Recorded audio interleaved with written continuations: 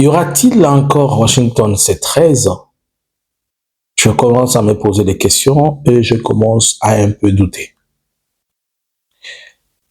La Belgique a-t-elle finalement pensé autrement ou a eu suffisamment des éléments pour lui permettre de changer sa version des faits? Bonjour, bonsoir.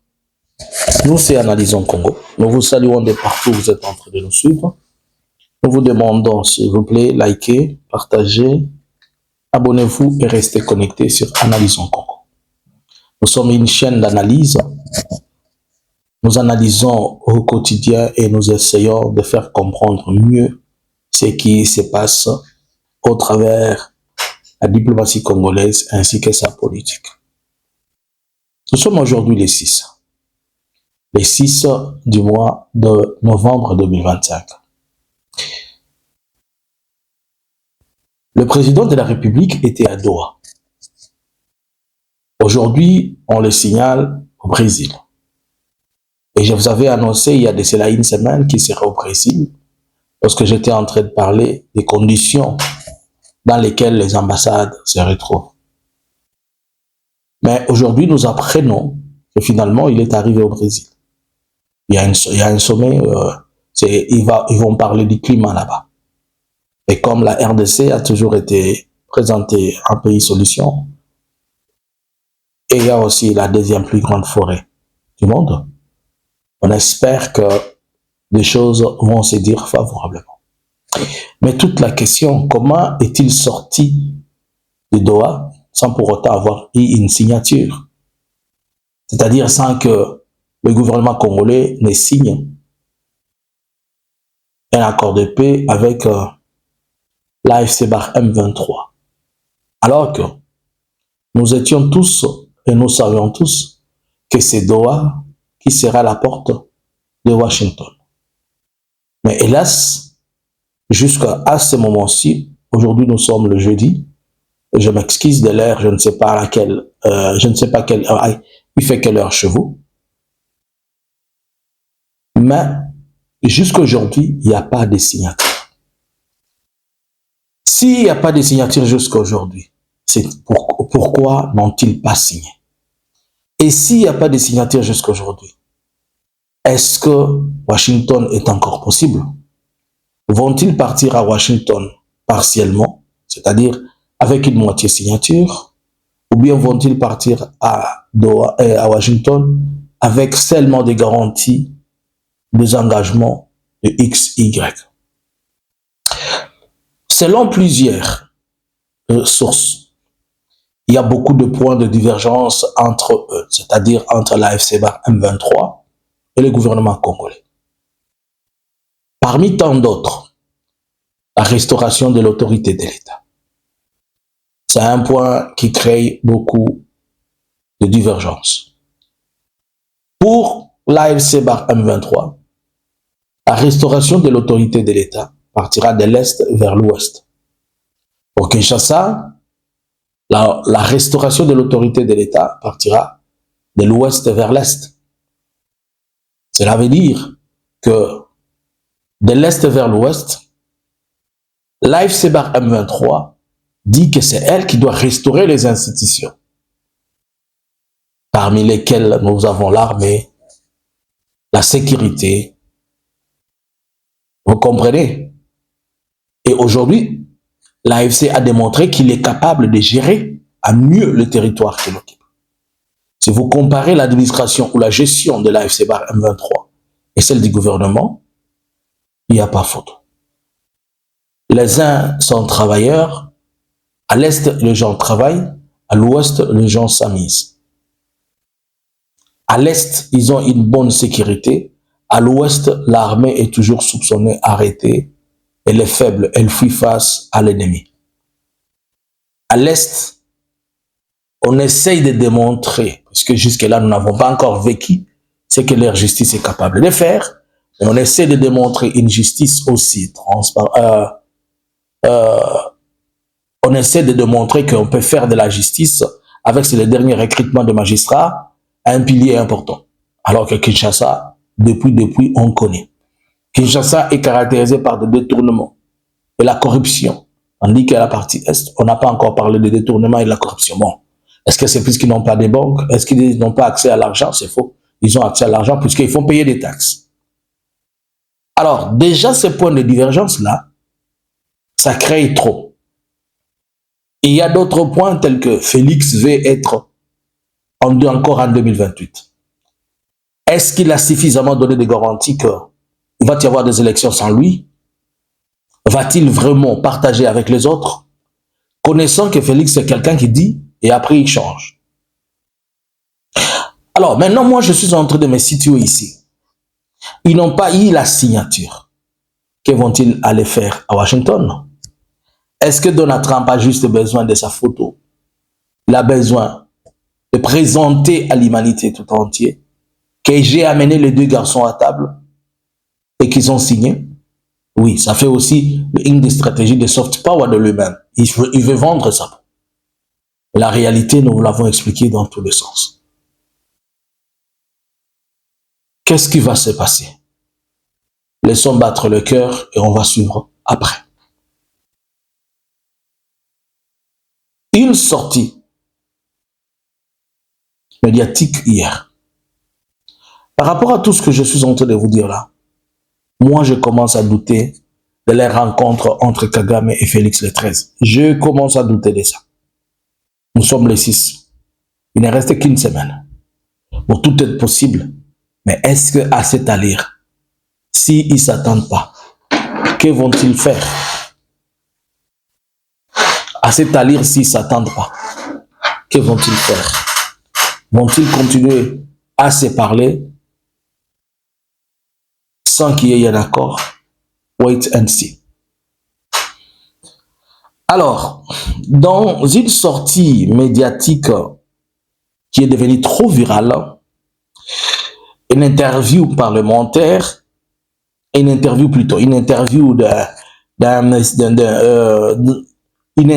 qui a été faite, c'est une vidéo de 9 minutes de monsieur Eric Kenney, qui est un spécialiste de la question de la région du Grand Lac, un analyste. Après avoir suivi, il est arrivé à après avoir fait ses analyses et entré dans la profondeur, il est arrivé à une conclusion. Et dans sa conclusion, il dit que le problème congolais, le Rwanda est une moitié du problème et la RDC en a une autre grande partie. Mais là où il s'est adressé, c'est là où ça pose problème. Il a parlé au Parlement belge. Il a parlé au Parlement belge, c'était le 5. Le 3, si j'ai bonne mémoire, le prince, c'est en Belgique il y a le roi ou le prince, quelque chose comme ça. Ils se sont rencontrés avec Félix au Qatar, dans le cadre de ce deuxième forum-là sur le développement social.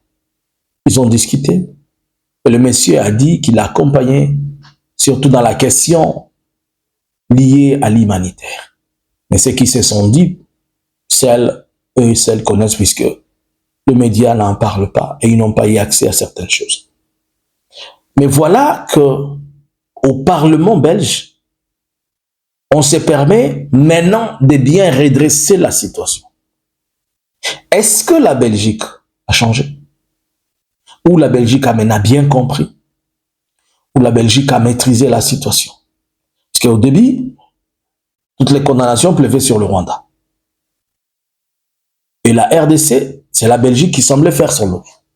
Mais aujourd'hui, nous sommes face à une Belgique qui s'est dit non, on doit quand même avoir des oreilles. Est-ce qu'en disant que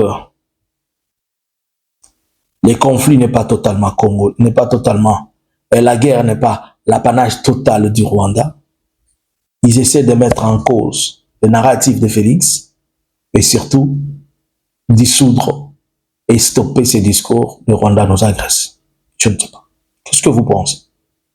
Bon, quand ils vous disent que le gouvernement de Kinshasa a besoin de changer la constitution et qu'il y a une crise de légitimité de 2018 en 2023, et que la liberté de l'expression. Ils veulent conduire le pays avec une main de fer. Ils ont intimidé la population avec l'armée. Il a repeint tout ce que nous avons toujours dit et tout ce que nous nous sommes toujours répétés. À ce point-ci, on n'est pas en train de faire voir à la communauté internationale que le problème est plus interne. Comme un sage qui avait dit que Félix est le problème, il est aussi la solution. La Belgique ne vient pas aujourd'hui entériner et clouer Félix au sol avec ça. On présente déjà ses visées dictatoriales, ses dérives, son souci, son besoin de changer la Constitution. On présente beaucoup d'éléments sur lui. Et surtout qu'il s'appuie sur plusieurs éléments de l'Église catholique, de l'ECC, c'est-à-dire cette voix qui disait qu'il doit y avoir un dialogue entre les Congolais. Aujourd'hui, la Belgique vient de démontrer à la face du monde entier que sans un dialogue vrai, sincère, entre Congolais, rien ne sortira de ça. Pendant ce temps, dans l'IDPS, on est en train de dire qu'il n'y aura pas des élections avant la fin de la guerre. Donc, on doit oublier la guerre, on doit oublier les élections en 2028, on doit laisser que tout se prolonge et qu'il n'y aura rien. Et maintenant, nous voyons au centre des institutions européennes, la Belgique se lève. Elle s'est ressaisie maintenant. C'est que, je peux dire, c'est là qu'on a écouté, c'est un spécialiste dans le domaine, on l'amène au Parlement, c'est-à-dire on est en train d'expliquer au peuple belge ce qui se passe. Et comme les Belges savent déjà la réalité, et connaissant que Félix est un Belge, donc ils doivent tirer les oreilles de leurs enfants. Mais regardez, on fait intervenir un spécialiste pour l'écouter. Mais en RDC, les spécialistes, on cherche à les tuer. Alors qu'ils servent de voix. Ce qu'il a dit n'est pas différent de ce que je vous ai toujours dit. Ce qu'il vient de dire, c'est ce que nous avons toujours analysé.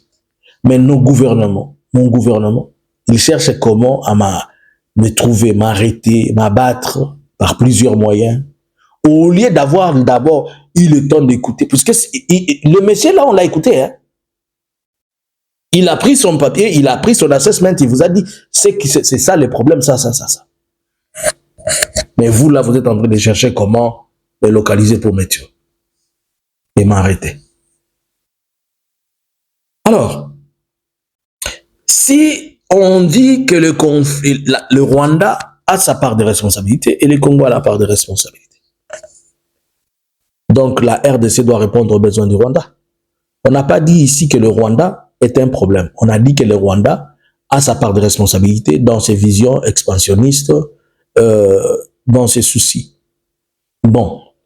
Est-ce que le Rwanda veut vraiment prendre des terres ou bien le Rwanda veut garder son influence? Premièrement, nous savons que le Rwanda a besoin de garder cette influence dans les institutions et cette influence permanente en RDC. Mais quant à conquérir des terres, ça a toujours été un élément compliqué puisque les Congolais n'ont jamais été de cet avis-là. Même s'ils sont en guerre pendant 5 ans, 6 ans, 7 ans, leur terre doit rester unie. Alors, dans ce contexte-là, si je le mets au conditionnel, bon, disons, pas au conditionnel, dans la vision, la pensée expansionniste de choses, de Kagame, celle, la porte qui lui est accordée pour le moment, c'est garder son influence par plusieurs moyens. Et Kinshasa, maintenant, qu'est-ce qu'il va faire? Kinshasa doit résoudre le problème dont on lui dit il est responsable. Et le problème dont on lui dit il est responsable, c'est le problème d'amener tout le monde à s'asseoir, y compris les condamnations qu'ils ont faites sur les gens. Ne soyons pas étonnés que demain ça change dans la façon de parler. Est-ce qu'à cet allure, Félix a encore le temps de faire les caprices de ce qui est censé être de son côté pour le permettre de rester au pouvoir. Je suis sûr que maintenant, il va courir vers ces 10 années et voir comment il doit faire un check-out. Que pensez-vous? Bonjour, bonsoir. Analysins Congo subscribers.